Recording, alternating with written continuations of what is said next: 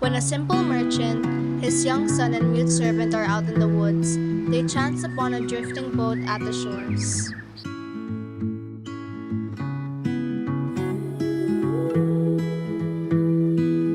Then the merchant said, "What is this I see? A baby girl but with a goldfish?"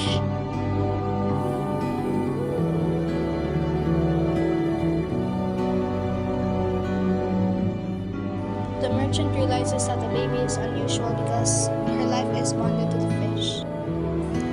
If the fish leaves the water, she stops breathing.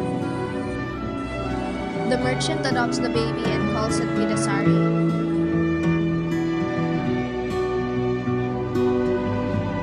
Years later, Bidasari grows up into a young woman, while the merchant prospered into a wealthy businessman. At the royal palace of this kingdom, the king has just remarried a beautiful woman, the Permaisuri, the queen. The Permaisuri is a proud woman who secretly practices witchcraft. Hidden in her magic chambers is a magic mirror that can show her anything she asks. The queen got the mirror and asked the mirror and said, Mirror, mirror on the wall, who's the fairest of them all?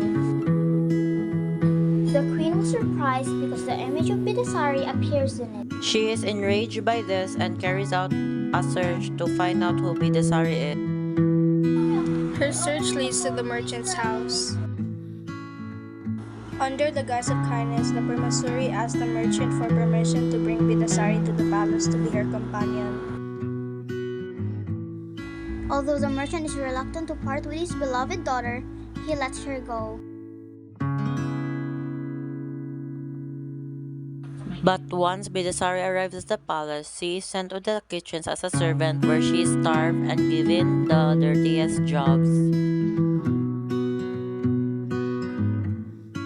After the Permaisuri is satisfied that Bidasari has been ruined, she once asked her mirror who's the most beautiful girl in the land. The queen said, Mirror, mirror on the wall, who's the fairest of them all? The queen was once again shocked as she ever saw the image of Bidasari. The Permaisuri flies into rage and runs into the kitchen where she grabs burning pieces of firewood.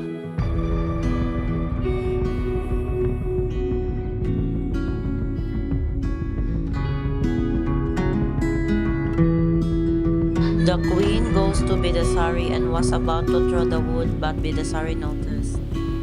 Then Bidasari said, Hi, my dear queen. How may I help you? The queen threw wood at her face. Realized, the queen was confused as why Bidasari's face was not ruined. As Bidasari knows what's going on, she tells the queen that her life is bonded to a goldfish that was kept in her father's garden. Once the queen knew, the queen told her servant to steal the fish from her merchant's garden.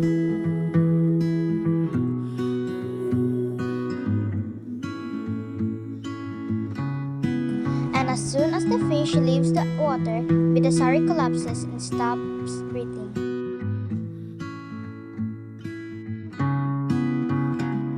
Satisfied that Bidasari's life is in her hands, the queen hangs the fish around her neck as a trophy. When the queen asked the mirror who's the most beautiful in the land, it showed her image. The merchant realized that the fish was missing and was told that Bidasari died mysteriously at the palace. Her body is returned to him and he builds a small tomb for her in the woods where there is peace. Meanwhile, the queen's stepson, the prince, has been having dreams about Bidasari although he never met her. The prince asked his father about this, and despite his father's advice that such a beautiful woman cannot exist, the Permaisuri sees her stepson acting this way and plants a painting of Bidasari in his room.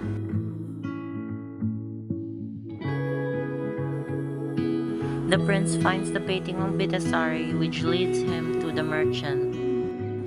Then the merchant told him everything that he has to know, including the goldfish and Bidasari. prince decided to visit Bidasari's tomb to see her beauty with his own eyes. Coincidentally, at this time, back at the palace, the Permaisuri is having a bath in the royal bathing pool. The goldfish managed to break free of its locket and drops into the water and starts swimming.